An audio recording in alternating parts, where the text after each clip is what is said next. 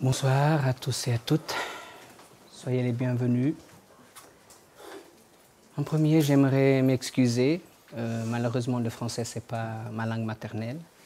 On fait de notre mieux pour passer les informations de cette doctrine merveilleuse. Et aujourd'hui, on va parler d'Allan Kardec, le spiritisme et le livre des médiums. Allan Kardec, de son vrai nom, Hippolyte Léon Denis Rivail, est né le 3 octobre 1804 et mort le 31 mars 1869. Il est un pédagogue français, fondateur de la philosophie spirite ou le spiritisme. Il est généralement surnommé le codificateur du spiritisme et son œuvre influencie aujourd'hui formant la culture et la vie publique. Il est né à Lyon en 1804. Dans une famille de juristes, il va à l'école primaire locale jusqu'à ses 10 ans. Mais sa riche famille bourgeoise l'envoie à l'abri des troubles à la fin de l'époque napoléonienne, terminer ses études à l'étranger. Et il devient interne au château d'Yverdon, sur le lac de Neuchâtel, chez le célèbre pédagogue Johann Heinrich Pestalozzi, qui met alors en pratique les principes d'Émile de Rousseau dans cette école mutuelle. Il apprend avec d'autres jeunes gens de la bonne société européenne. Il parle plusieurs langues vivantes comme l'anglais, l'allemand ou le néerlandais. Ces influences de Pestalozzi furent très fortes sur le futur de Kardec et ces principes de la pédagogie se retrouveront dans la doctrine spirite, la fraternité universelle ou l'ouverture aux femmes. La doctrine spirit ou le spiritisme, de quoi s'agit-il? C'est un ensemble des principes des lois révélés par les esprits supérieurs, contenus dans les ouvrages d'Allan Kardec qui constituent la codification spirit. Le livre des esprits, qu'on a parlé il y a un mois, le livre des médiums, qu'on va parler aujourd'hui, l'évangile selon le spiritisme, le ciel et l'enfer, la Genèse. Et le spiritisme est une science qui traite de la nature, de l'origine et de la destinée des esprits et de leur rapport avec le monde corporel. Ça, Allan Kardec, il l'a dit dans le livre « Qu'est-ce que le spiritisme ?» dans le préambule. Alors, la codification comprend les ouvrages qui ont été édités, le livre des esprits en 18 avril 1857, le livre des médiums le 15 janvier 1861, l'évangile selon le spiritisme en avril 1864, le ciel et l'enfer en août 1865 et la Genèse en 6 janvier 1868. Et avant de commencer le livre des médiums, j'aimerais qu'on lise tous ensemble un message qu'une médium a envoyé et qui est publié dans un livre et qui m'a touché d'une telle façon que j'ai dit je vais la traduire et on va la lire ensemble pour qu'on puisse recevoir les informations de quelqu'un qui a vécu une médiumnité et qui n'a pas profité. L'histoire s'appelle « Médium désolé ». Ma rébellion m'a coûté un nez de souffrance après la mort. Toutes mes connaissances sur le monde spirituel ne m'ont pas aidé à sortir de l'émêlé de douleur et de souffrance dans la certitude d'avoir failli dans ma tâche de médium. La vie ne s'abstrait pas d'objectifs bien définis pour chaque être humain qui apporte sur Terre avec l'intuition de grandir. Et mon cas n'était pas différent. La médiumnité m'est arrivée comme une marche de réparation difficile que tout mon passé demandait dans mon âme. Passer ce plan de fausses idées et revers d'une vie qui s'éloigne beaucoup des vérités éternelles par simple caprice, déclarer orgueil et vanité expresse. Né avec une médiumnité ostensive, j'ai traversé mon enfance me sentant étrange et en même temps déplacé du contexte de ma normalité que pour moi contenait les relations constantes avec les esprits. Restant éloigné de l'engagement de travailler la médiumnité, quand je pourrais déjà commencer les études sérieuses, une fois que je revendiquais qu'étudier, c'était le chemin de la vanité et que tout que j'apprenais avec les esprits était déjà suffisant. J'ai érigé autour de moi une aure de mysticisme et d'idolâtrie attirant rapidement l'intérêt des personnes qui voyaient dans mes dispositions médiumniques évidentes la claire certitude de l'immortalité. Je regardais le monde spirituel et avec lui j'avais des relations de façon directe, avec toutes les caractéristiques du médium positif et pleine de facultés claires aux yeux de tout le monde. Je me suis rempli de vanité, de mes capacités médiumniques, et j'ai passé à avoir confiance seulement à elles, méprisant entièrement ce qui ne m'intéressait pas, principalement les études des œuvres d'Allan Kardec. Comme le temps passait, ma rigidité s'accentuait, et l'idée de connaître le spiritisme comme le codificateur avait proposé s'éloignait vertigineusement de mes intérêts. J'étais médium sans médiumnité utile au service de Jésus. Je devenais un puits sans eau, propre à boire. Mes amis et familles proches, peu intéressés à me voir contrarié, n'insistaient pas dans le sens que j'étudie, croyaient que la médiumnité et l'orientation directe des esprits étaient suffisants. Le problème de ma posture a été exactement l'approfondissement de mes difficultés en rejetant la lumière que pourrait me libérer. Je pensais qu'étudier la médiumnité était synonyme de connaître les esprits, et ça je connaissais bien, concluant que je ne pouvais rien apprendre avec les livres. J'ai méprisé la signification supérieure de la codification et le motif de la publication de le livre des médiums, en laissant l'œuvre pour ceux qui rien savaient et je ne suis jamais donné un jour pour m'améliorer. Moi qui aurais pu contribuer au service de la connaissance spirite, j'ai nié toute idée d'apprendre, comme si je pourrais me rendre inférieur ou humilié. Mon témoignage n'a pas l'intention de montrer tous mes drames après la mort corporelle, mais je dois dire que la cécité de l'âme s'est montrée pendant l'esprit et les tempêtes d'un engagement. Échoué en était le grand semant de rang, comme dit Jésus. Rien de ce que je savais sur le monde spirituel a pu éviter mes douleurs aiguës. Le plus important, c'était que je sache sur moi-même, dans la condition de médium faillible, avec blessure dans l'âme, ayant besoin d'un balsamique, sans que le tout n'a aucun sens. Le livre des médiums que j'ai autant méconnu,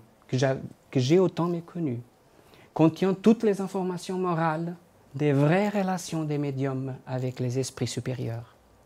Le monde spirituel se montrait clair devant moi, mais ma relation avec les esprits est restée dans l'obscurité du discernement.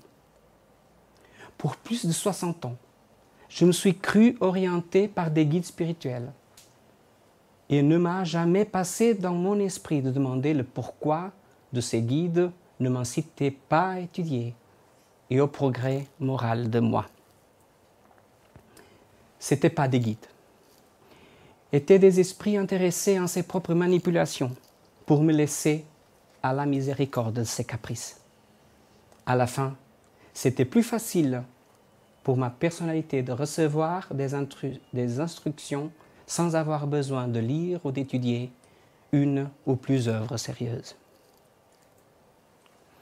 Ma conscience m'a montré tous mes échecs comme un miroir géant et très net, clair et improuvable. La vérité s'est montrée en tous ses détails après la mort. Et dans ma souffrance, je n'ai pas reçu aide d'aucun des esprits que pendant des années, j'ai cru être mes guides spirituels. Tenant en compte possible incompréhension et même probable contestation, je laisse mon témoignage ouvert pour que les médiums vraiment simples et humbles puissent se faire de la médiumnité une tâche de lumière dans le monde. Étudions la doctrine spirite avec le même intérêt avec lequel s'étudie un grave examen de santé, en vérifiant tous les détails en notre faveur. En plus, je peux considérer que le livre des médiums, le plus profond et complet examen sur la médiumnité, et le vrai but des médiums, c'est de s'améliorer pendant qu'ils peuvent, profitant les jours d'incarnation. J'ai vécu plusieurs décades de médium, sans devenir le médium fidèle et docile que je pensais être. Aujourd'hui, j'apporte dans mes mots de compromis de me libérer de toutes les illusions que j'ai créées, pour accepter l'appel, pour déclarer ouvertement ma chute, afin qu'il reste bien clair à ceux qui passent par la porte de la mort, que ce qu'il est seulement possible de trouver de l'autre côté, c'est ce que l'on cultive à l'intérieur de nous-mêmes. Rien de plus. Rien de plus. Ruth Ramos. Et pour ça, on va aujourd'hui étudier le livre des médiums. Avec 45 minutes, on va essayer de vous dire ce qu'il y a dans le livre, pour essayer de vous ouvrir l'intérêt, d'y étudier, comme Ruth ne l'a pas fait. Et que c'est l'œuvre qu'on doit étudier. Parce que chacun de nous est médium. Tous les êtres humains sont médiums. En plus, d'autres moins, mais on est tous médiums. Alors, le livre des médiums, édité le 15 janvier 1861, il s'intitulait au début, ça c'est ce qui dit la œuvre originelle, Spiritisme expérimental, le livre des médiums ou le guide des médiums et des évocateurs, contenant l'enseignement spécial des esprits sur la théorie de tous les genres de manifestations, les moyens de communiquer avec le monde invisible, le développement de la médiumnité, les difficultés et les écueils que l'on peut rencontrer dans la pratique du spiritisme, pour faire suite au livre des esprits par Allan Kardec. Et un esprit, il nous dit, un désir bien naturel chez les personnes qui s'occupent du spiritisme, c'est de pouvoir entrer entre elles-mêmes en communication avec les esprits.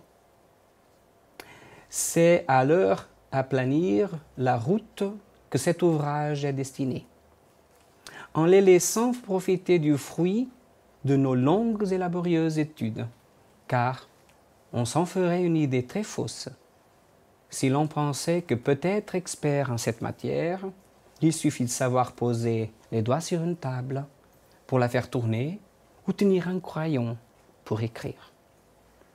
On se tromperait également si l'on croyait trouver dans cet ouvrage une recette universelle et infaillible pour former des médiums.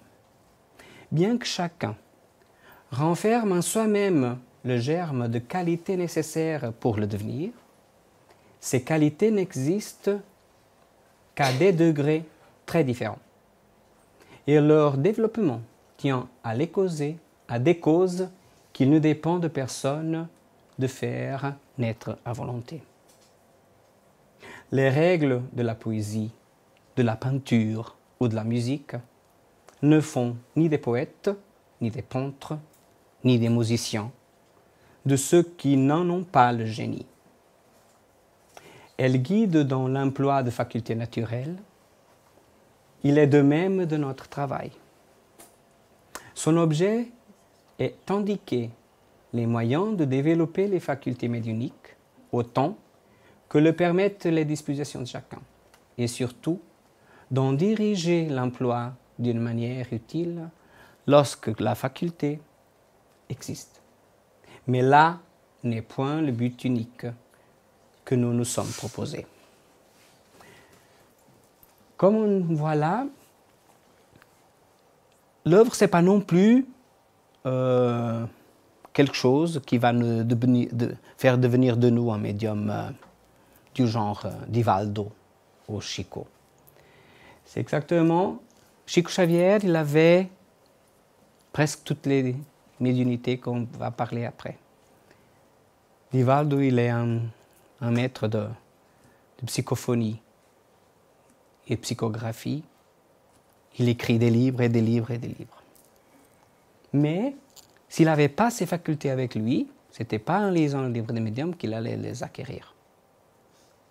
Mais le livre des médiums, il est bon pour nous faire apprendre que même si on n'est que des médiums sensibles, on a des tâches et des buts à faire sur Terre. Le corps de l'œuvre se divise en deux parties, selon la table des métiers, à savoir, la première partie, elle nous parle de notions préliminaires, et la seconde partie, des manifestations spirites. Dans la première partie et dans les notions préliminaires, le chapitre 1er, il nous demande s'il y a-t-il des esprits. Dans le chapitre 2e, sur le merveilleux et sur le surnaturel, le chapitre 3 sur les méthodes et le chapitre 4 sur les systèmes. Et dans la seconde partie, il nous parle des manifestations spirites.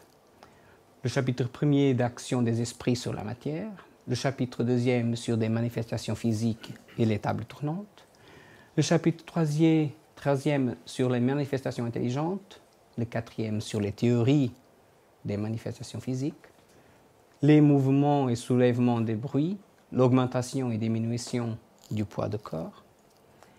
Le chapitre 5 nous parle de manifestations physiques spontanées, sur les bruits, tapages et perturbations des objets lancés, des phénomènes des apports, de dissertation d'un esprit sur les apports. Et là, on va parler exactement d'une de ces dissertations. Et l'esprit nous dit, rappelez-vous, spirit, qu'il est absurde de repousser systématiquement tous les phénomènes d'outre-tombe. Il n'est pas sage, non plus, de les accepter tout aveuglement. Quant au phénomène de tangibilité, d'apparition, de visibilité ou d'apport se manifeste spontanément et d'une manière instantanée, acceptez-le. Mais je ne saurais trop vous le répéter. N'acceptez rien aveuglément. Que chaque fait subisse un examen minutieux, approfondi et sévère. Car, croyez-le, le spiritisme, si riche en phénomènes sublimes et grandioses, n'a rien à gagner à ces petites manifestations que d'habiles prestidigitateurs peuvent imiter. Alan Kardec parlait de ça, et les esprits parlaient de ça, parce qu'à l'époque, il y a 150 ans en arrière, c'était la mode, le spiritisme. Pas avec le nom du spiritisme, mais avec les prestidigitateurs. Il y avait des personnes avec la capacité médiumnique qu'on a tous, mais que comme ils ne travaillaient pas avec Jésus, parce qu'ils n'avaient pas un but de travail, d'évolution et de bien, ils mouvementaient les tables, ils faisaient des choses incroyables. Il y a même un médium très connu en France que faisait les fêtes des rois.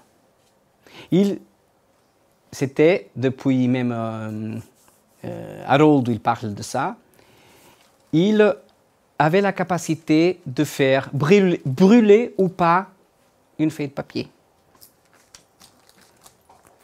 Dans le spiritisme, on étudie beaucoup les fluides magnétiques, les fluides qui nous entourent. Et on sait que nous, on est tous une partie de ce fluide qui occupe tout l'univers. Alors, il était capable de travailler le fluide d'une feuille de papier et de la jeter dans le feu. Et la feuille se tenait dans le feu sans se brûler. Il faisait comme ça et la feuille s'enflammait tout de suite. Il survolait. Il demandait d'ouvrir 2 fenêtres. Il surmontait dans l'air. Il sortait dans une fenêtre. Il rentrait dans l'autre. Jusqu'à dans l'air. C'était la fête. Sauf que ce n'était pas une médiumnité avec Jésus, comme le médium lui l'a dit dans le message qu'elle a parlé, Ruth. C'était une médiumnité qu'il y a encore aujourd'hui beaucoup de médiums dans le monde qui lisent des cartes, qui donnent des consultes, comme Eva elle a parlé il y a quelques semaines sur de ne pas donner, de ne pas se faire payer de quelque chose qu'on a reçu gratuitement. Et la médiumnité, c'est une chose pareille. Je sais bien que vous allez me dire, c'est que ces phénomènes sont utiles pour convaincre les incrédules.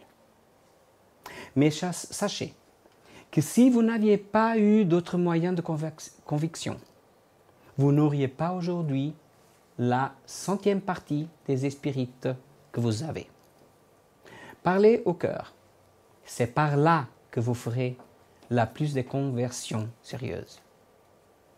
Si vous croyez utile pour certaines personnes d'agir par des faits matériels, présentez-les au moins dans les circonstances telles qu'ils ne puissent donner lieu à aucune fausse interprétation.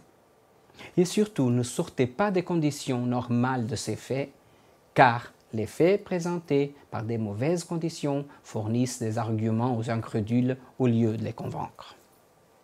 Ça nous dit l'esprit Éraste. Et c'est vrai que dans les centres spirites, apparaît régulièrement des gens qui cherchent des phénomènes. Un centre spirit, ce n'est pas un centre de phénomènes. C'est un hôpital d'âme. C'est un centre d'appui. C'est où les gens qui ont besoin de trouver une foi, qui ont besoin de trouver une lumière à l'intérieur de soi-même, c'est au centre spirit qu'on peut essayer de les aider de faire ça. Parce que ce n'est pas en montrant des phénomènes que les gens vont croire qu'il y a des esprits, ou qu'ils vont croire qu'il y a de la vie après la mort, ou qu'ils vont croire à n'importe quoi. On a même, dans le passé, fait des sessions de peinture médiumnique, mais on s'est arrêté avec ça. Parce que la spiritualité sait parfaitement comment travailler. Il y avait des dizaines de visiteurs dans ce jour-là, mais ils venaient que ce jour-là. Et après, ils trouvaient bizarre, quand on faisait un tirage au sort des propriétés des cadres, que les cadres partaient pour les travailleurs de la maison. En plus, ils étaient payants, c'était nous qui ont payé la visite de la médium qui venait faire la peinture. Après, bien sûr, qu'on devait encore payer les cadres pour rester avec les cadres parce que c'était à nous qu'ils sortaient. Parce que la spiritualité, elle sait parfaitement. Elle ne va pas donner une œuvre que ça ne sert de rien à quelqu'un qui est venu voir un phénomène. Alors, ce n'est pas les phénomènes qui vont faire des croyants. On vient en centre spirit quand on a besoin. Et quand on veut aider. Depuis tout petit, je me disais que j'allais à l'église pour apprendre. Dès que je suis rentré au centre spirit, je me suis dit non, il faut que je fasse plus. Il faut que je travaille, parce que sinon ça ne me sert à rien. Continuons. Dans le chapitre 6, il nous parle de manifestations visuelles. Question sur les apparitions. L'essai théorique sur les apparitions. Les esprits globules, la théorie de l'hallucination. Dans le chapitre 7, la bicorporité et la transfiguration. Comme ça. Allez-y, viens. L'apparition des esprits, des vivantes, des hommes doubles. Saint Alphonse de Liguori ou Saint Antoine de Padoue. Et sur Vespasien, empereur romain du siècle 9, de l'année 9 à l'année 79, et de la transfiguration. Je pense que vous savez un tout petit peu des autres, mais on va parler sur et l'invisibilité. On va parler sur Vespasien, parce que moi, je ne savais pas qui c'était non plus. Est-ce que je l'ai fait? Oui. Alors, et sur Vespasien, pendant les mois que Vespasien passa dans l'Alexandrie, il était un empereur, pour attendre le retour périodique des vents d'été et de la saison, où la mer devient sûre, plusieurs prodiges arriveraient par où se manifesta la faveur du ciel, et l'intérêt des dieux semblait prendre assurance. Des prodiges redoublèrent dans Vespasien le désir de visiter le séjour sacré du Dieu pour le consulter au sujet de l'Empire. Il ordonne que le temple soit fermé à tout le monde, entre lui-même et tout entier à ce qu'il allait prononcer l'oracle. Il aperçoit derrière lui un des principaux Égyptiens nommé Basilide, qu'il savait être retenu malade à plusieurs journées d'Alexandrie. Il s'informe au prêtre si Basilide est venu ce jour-là dans le temple. Il s'informe aux passants s'ils l'ont vu dans la ville. Enfin, il envoie des hommes à cheval et il s'assure que dans le moment, là même, il était à 80 000 de distance. Alors, il ne douta plus que la vision le fut surnaturelle et que le nom de Basilide lui tint lieu d'oracle. Ça, c'est une partie de l'œuvre des livres des médiums. Et c'est exactement pour expliquer une des façons de bicorporité. Un esprit qui était malade et qui est apparu à l'intérieur d'une église fermée et qui a parlé avec l'empereur. Et ça s'est passé à l'année 9 après Jésus. Alors, on ne peut pas dire que la médiumnité, c'est de nos jours. Elle a toujours existé. La Bible, elle est une œuvre médiumnique. Tout ce qu'on appelle des prophètes, ils n'étaient pas plus que des médiums. Ils ont reçu des informations pour les esprits et ils ont conçu la Bible. En continuant, le chapitre 8, il nous parle du laboratoire du monde invisible, sur les vêtements des esprits, la formation spontanée d'objets tangibles, la modification des propriétés de la matière, l'action magnétique curative. Dans le chapitre 9, des liens hantés. Dans le 10, de la nature des communications grossières, des communications frivoles, des communications sérieuses et des communications instructives. En parlant un peu sur ce que on parle tout au début, sur la formation spontanée d'objets tangibles, il y a plusieurs histoires qu'on peut raconter de ce qu'on appelle les matérialisations d'objets avec les médiums qui travaillent pour le bien. Je me souviens qu'il y a 3 ans, j'étais au Brésil à visiter Pedro Leopoldo, où Chico Xavier, il a encore sa maison et le centre spirit qu'il a fondé. Et en visitant une exposition qu'il y a là, il y a une petite boîte avec une rose sèche. Et là, il y a l'histoire. C'est quoi cette rose? Et c'est une matérialisation qu'un esprit, un jour, lui a offert. Et il y a aussi Divaldo Franco qui rappelle plusieurs fois qu'un jour il était dans une des présentations, à faire sa présentation publique, et il y a un esprit qui s'approche de lui. Elle disait qu'elle venait de Suisse. C'était Sheila, une infirmière. Et Après, à la fin, elle lui demande, mais tu veux que je t'amène quelque chose? Il s'est souvenu de quelque chose typique suisse. Oui, j'aimerais quand même voir un Edelweiss. On me parle tellement de ça. Et devant lui, un Edelweiss s'est apparu, même avec des petites gouttes d'eau, de venir d'être cueilli dans les Alpes. Ça, c'est la formation spontanée ou la modification des propriétés de matière que les esprits sont capables de faire.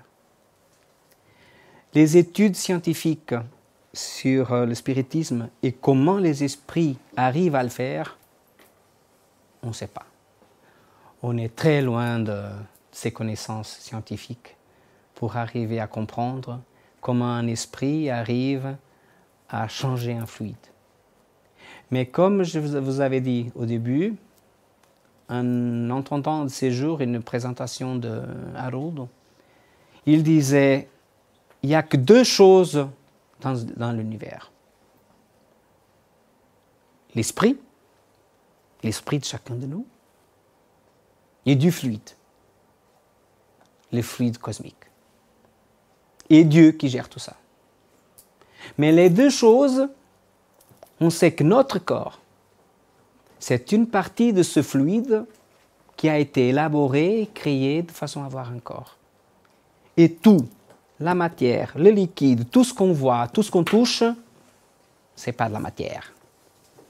C'est du fluide condensé.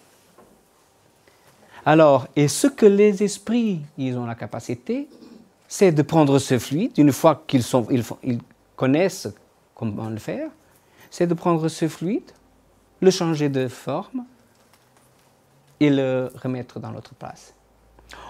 Je pense qu'on a tous vu presque des films scientifiques qui a des voyageurs dans le temps. Ils rentrent dans une capsule et après, les scientifiques ils font le voyager 50 ans ou 60 ans plus tard ou plus tôt. Comment ils font ça? Ils désagrègent ces molécules et les reprennent après. Mais c'est très compliqué pour nos têtes. On ne va pas se développer dans ça. Alors, sur la nature des communications, ce que le livre il nous parle, c'est exactement ça. Nous avons dit que tout est fait qui révèle dans sa cause un acte de libre volonté, quelque insignifiant que soit cet acte, accuse par cela même une cause intelligente. Ainsi, un simple mouvement de table qui répond à notre pensée ou présente un caractère intentionnel peut être considéré comme une manifestation intelligente. Si le résultat devait se borner à cela, il n'aurait pour nous qu'un intérêt très secondaire. Ce serait toutefois quelque chose de nous donner la preuve qu'il y a dans ces phénomènes plus qu'une action purement matérielle. Mais l'utilité pratique qui t'en sortirait, pour nous, serait nulle ou du moins restreint. Il en est tout autrement quand cette intelligence acquiert un développement qui permet un échange régulier et suivi de pensée. Ce ne sont plus alors de simples manifestations intelligentes, mais de véritables communications. Les moyens dont on dispose aujourd'hui permettent de les obtenir aussi étendus, aussi explicites et aussi rapides que celles que nous entretenons avec les hommes. Parce qu'au début, Allan Kardec, quand il a commencé à étudier le spiritisme, c'était des tables tournantes. Il y a plusieurs médiums autour de la table, ils posaient les tables sur la table sans la toucher, et la table se levait. Elle commençait à danser et à toucher. Et après, quand ils ont commencé à poser des questions, à dire toque 3 fois, et elle toquait 3 fois. Toque 4, et elle toquait 4. Alors on se demande, mais derrière une pensée, parce que s'il nous répond à ce qu'on lui demande de faire, c'est parce qu'il a quelque chose d'intelligent derrière. Mais après ça, ils se sont dit, ben, si on arrive à faire bouger une table, on arrive à faire bouger une chose plus simple. On va attacher un stylo à un panier. Et d'un coup, ils ont demandé, ils posaient des questions aux esprits, et le panier il commence à danser tout seul et à écrire dans les feuilles des choses. Et après, c'est une planche, et après, c'est la main du médium qui commence à écrire toute seule. Et c'est pour ça qu'il dit qu'aujourd'hui, les messages, elles sont bien plus explicites, bien plus étendues et bien plus rapides, comme si on parlait entre nous. Le chapitre 9, il nous parle de sémantologie et de typologie, de la langage des signes et des coups de frapper. Il frappait pour répondre aux réponses. C'est comme ça que les choses sont commencées aux États-Unis. Le chapitre 12, il nous parle de pneumatographie ou écriture directe et de la pneumatophonie. Il nous parle de l'écriture directe, de la pneumatophonie. Le chapitre 13, il nous parle de la psychographie, en direct avec les corbeilles et les planches, et la directe au manuel. La psychographie, c'est le fait qu'un médium, il écrit des messages dans un papier. Ça peut se passer que le médium, il est conscient. Il peut être automatique ou pas. Il peut être inconscient, automatique ou pas, et semi-conscient, automatique ou pas. Ça veut dire, il y a des médiums avec la capacité d'être en train de parler avec nous, et avec les deux mains, être à écrire dans deux feuilles différentes, des messages différents, automatiquement. Parce que ce sont les esprits qui commandent à partir de son cerveau les bras et qui écrivent les messages. Et ça, c'est automatiquement. Ils écrivent même sans savoir qu'est-ce qu'ils sont en train d'écrire. Et il y a d'autres qui sont complètement inconscients. Pour écrire, il se met en transe et tout simplement, il commence à écrire. Et après, à la fin, il ne se souvient même pas de ce qu'on a écrit, de ce qu'ils ont écrit. Par contre, par exemple, Chico Xavier, il nous racontait que pour écrire les œuvres d'Emmanuel, il y a 2000 ans, 50 ans plus tard, Paul Étienne, avec Christ et renoncement, il a été vraiment transporté psychiquement dans les régions où les bouquins se passaient. Et quand on lit le livre il y a 2000 ans, et quand on lit le passage de Publio Lentulus, c'était une des premières incarnations d'Emmanuel, et qu'il trouve Jésus, on ne peut pas rester sans pleurer. Parce que l'émotion avec laquelle Chico il a écrit ça, c'était l'émotion du moment. On pleure en lisant. Et c'est ça la capacité de la psychographie. Mais Chico, il racontait les choses, il a dit, j'ai passé pour le papier le mieux que j'ai pu raconter de ce que j'ai vécu, de ce que j'ai vu avec mes yeux. Et là, on a des œuvres magnifiques. En parlant sur la pneumatophonie, les esprits peuvent produire des bruits et des coups frappés, peuvent tout aussi bien faire entendre des cris et de toute nature et des sons vocaux imitant la voix humaine. À nos côtés ou dans le vague de l'air. C'est ce phénomène que nous désignons sous le nom de pneumatophonie. D'après ce que nous connaissons de la nature des esprits, ils peuvent penser que certains d'entre eux, quand ils sont d'un ordre inférieur, se font illusion, ils croient parler comme de leur vivant. Ça a été publié dans la revue Spirit de 1858 sur l'histoire revenant de Mademoiselle Clairon. Mais il est aussi dans le livre des médiums.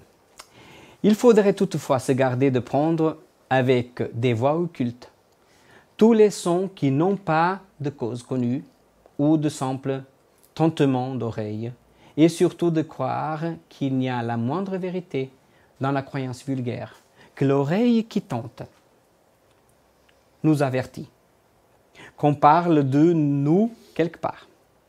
On a l'habitude de dire « il y a quelque chose là, on parle de moi quelque part ». Non, ça n'a rien à voir. Hein. Ces tentements dont la cause est purement physiologique n'ont d'ailleurs aucun sens, tandis que les sons pneumatophoniques expriment des pensées, et c'est à cela seul qu'on peut reconnaître qu'ils sont dus à une cause intelligente et non accidentelle. On peut poser un principe que les effets notoirement intelligents sont les seuls qui puissent attester l'intervention des esprits. Quant aux autres, il y a au moins 100 chances contre une qu'ils sont dus à des causes fortuites. Ça, c'est une des choses que j'ai toujours aimé quand j'ai commencé à étudier le spiritisme. Quand j'ai entendu dire de Kardec qu'il disait « c'est préférable de renoncer à 9 vérités que croire à une idée fausse ». Je me suis dit bien, c'est quelqu'un qui préfère de jeter 9 vérités avant d'être sûr de ce qu'il publie, ce qu'il a dit, contre une qui peut être fausse.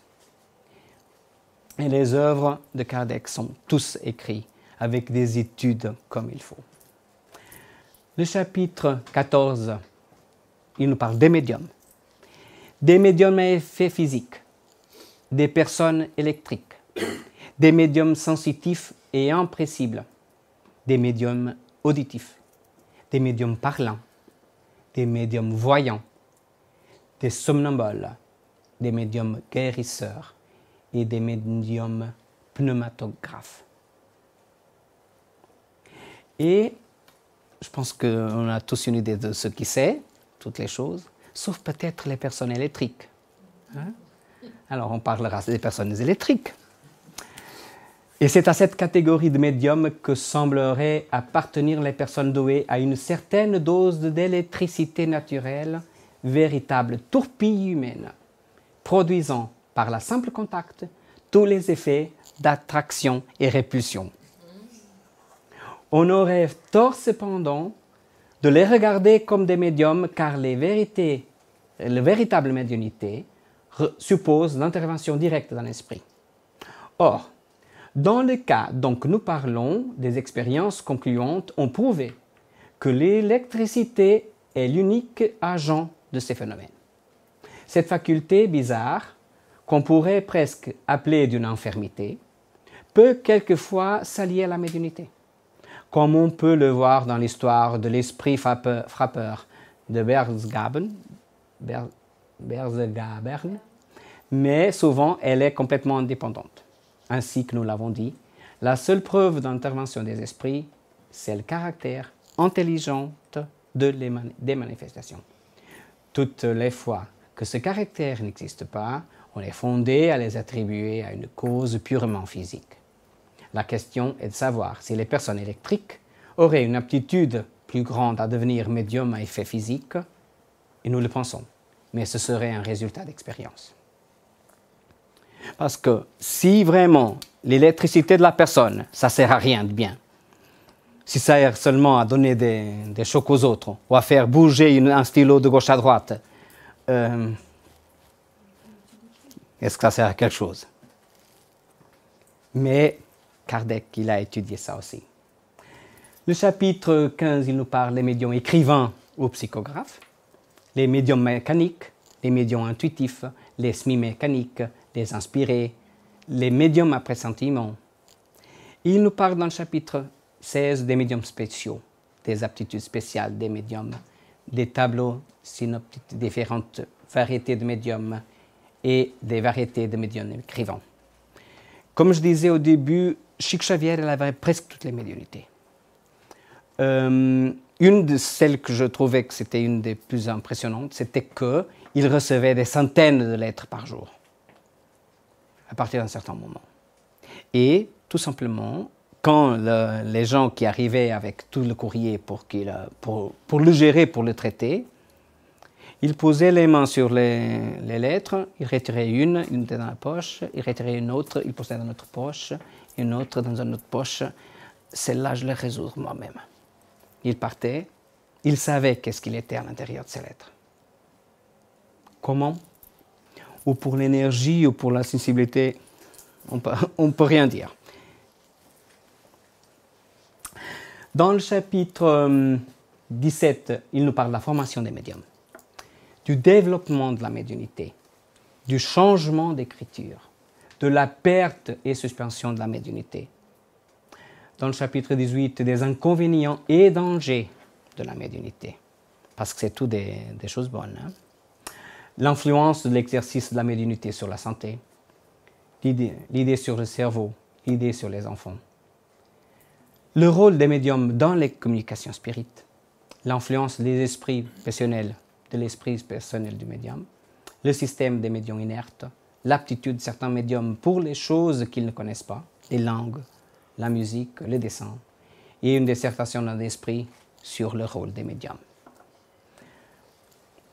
On va lire un peu de ça. Quelle que soit la nature des médiums écrivants, qu'ils soient mécaniques, semi-mécaniques ou simplement intuitifs, nos procédés de communication avec eux ne varient pas essentiellement. En effet, nous communiquons avec les esprits incarnés eux-mêmes, comme avec les esprits proprement dits, par le seul rayonnement de notre pensée.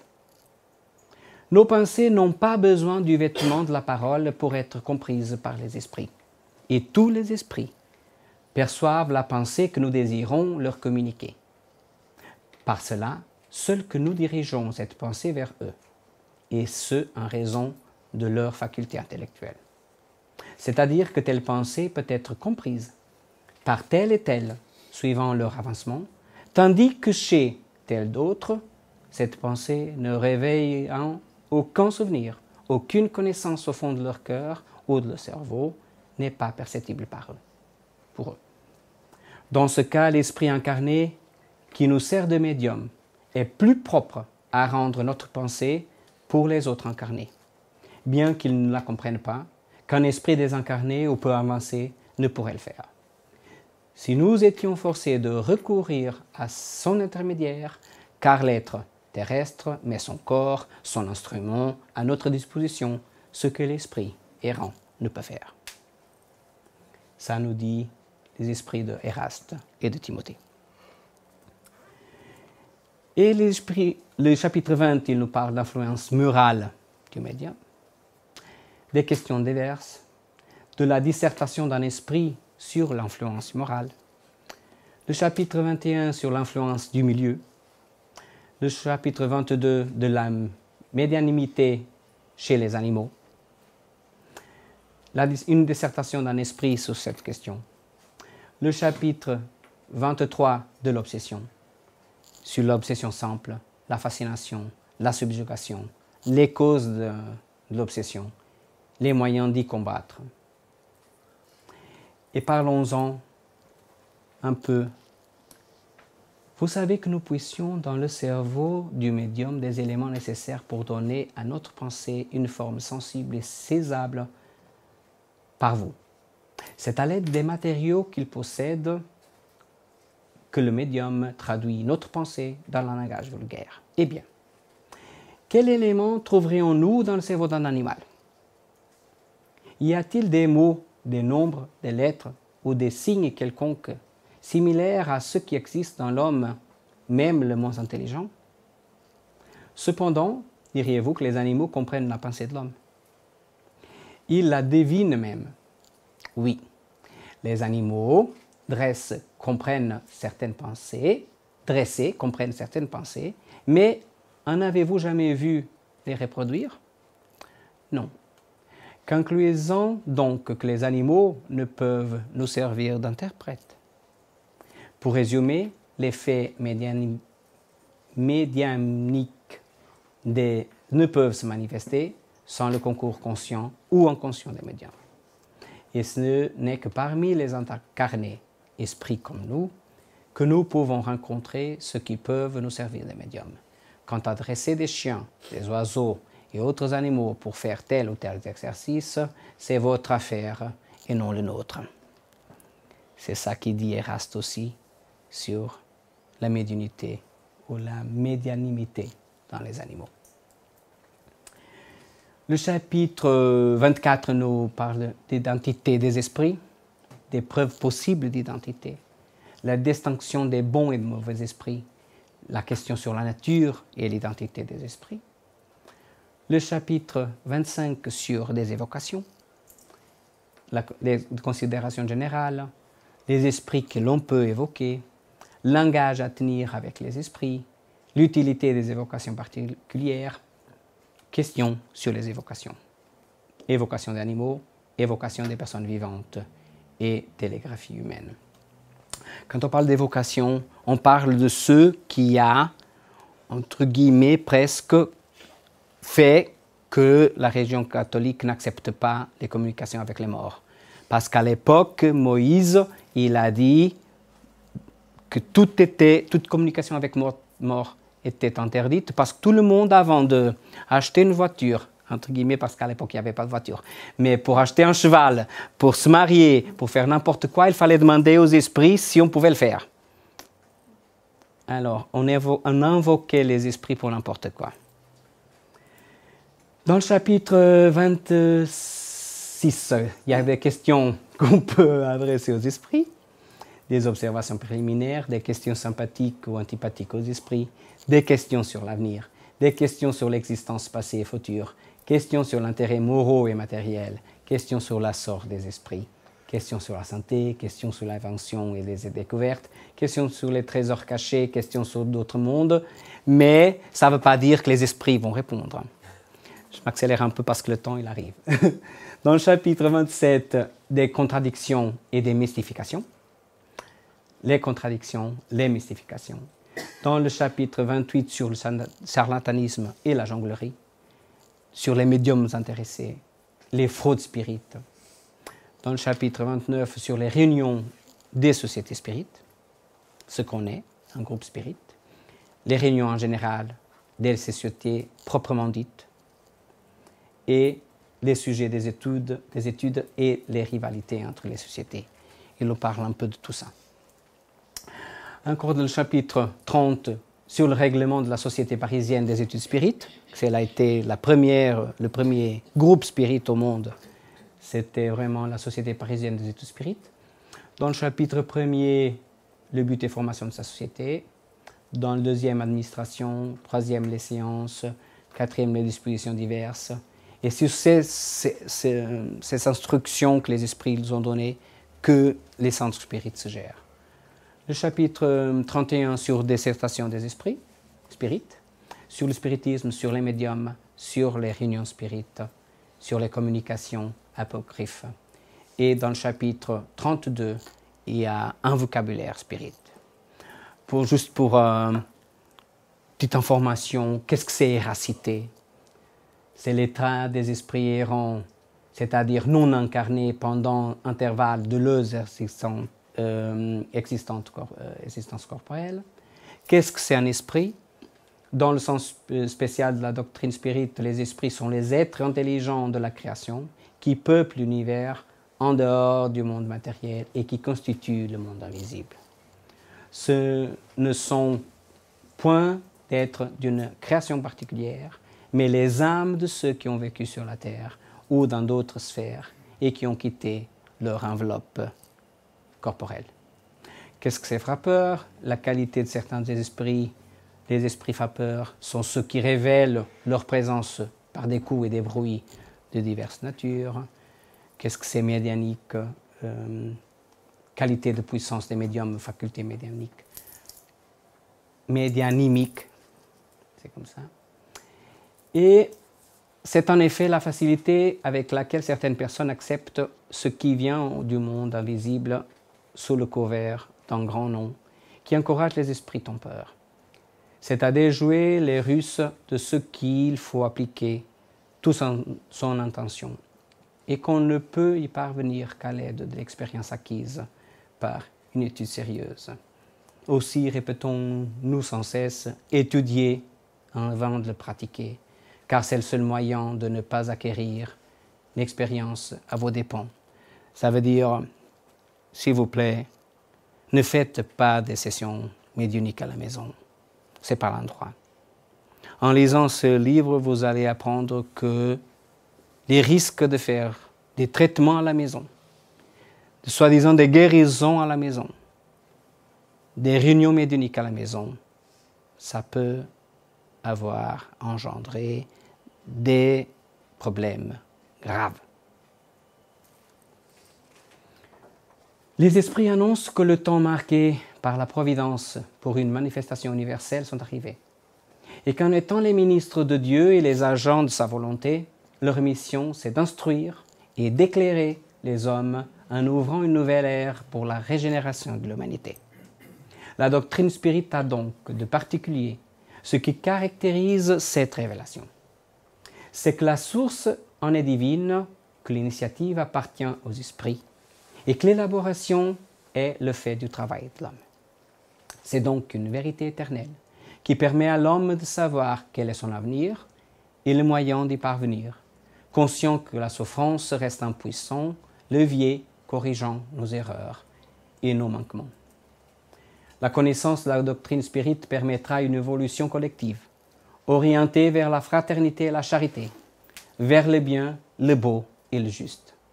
Elle permettra à chacun d'y participer par notre amélioration personnelle, base de développement de toute médiumnité et moyen d'éviter bien les souffrances inutiles. Et l'heure est arrivée. Merci de votre attention.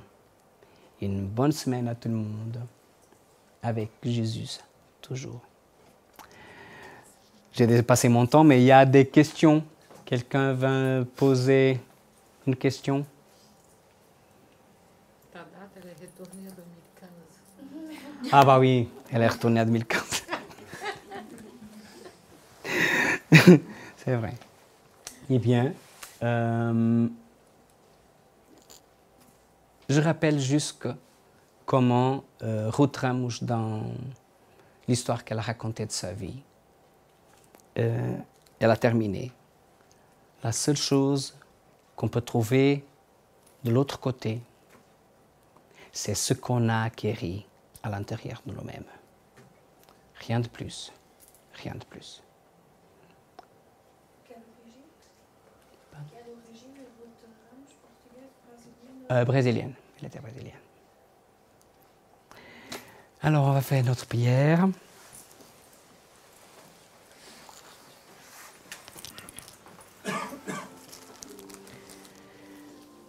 Jésus, Maître aimé, on remercie cette opportunité, cette incarnation où on est censé évoluer. On a des moments gais, on a des moments moins bons,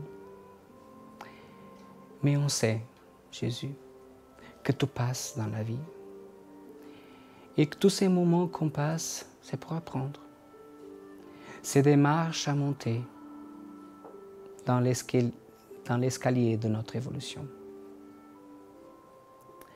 On te demande que tu nous aides à augmenter notre foi, qu'on puisse, dans les moments de souffrance, être sûr que tu es à côté de nous. On sait, Maître, à quel point tu nous aimes, à quel point tu nous donnes tout ce qu'on a. On te remercie le fait de pouvoir marcher, le fait de pouvoir voir, le fait de pouvoir écouter. Parce qu'il y a d'autres. Quand on pense qu'on fait partie de 3 ou 4% de l'humanité qui est assez bien, les souffrances qu'on passe, c'est rien. côté de ceux qui, à ce moment, dans la terre, ils sont en guerre, où ils passent faim, où ils sont abandonnés, ou isolés, ou dans des hôpitaux, dans des prisons.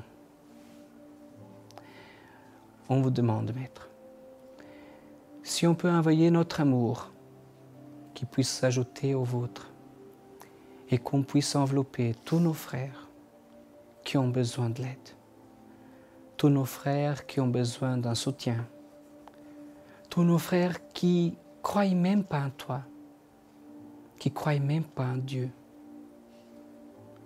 surtout pour eux-mêmes, Maître. On te demande. On demande aussi pour ceux qui sont encore tournés vers le mal, qui pensent encore que c'est dans ce chemin-là qu'ils trouvent le bonheur.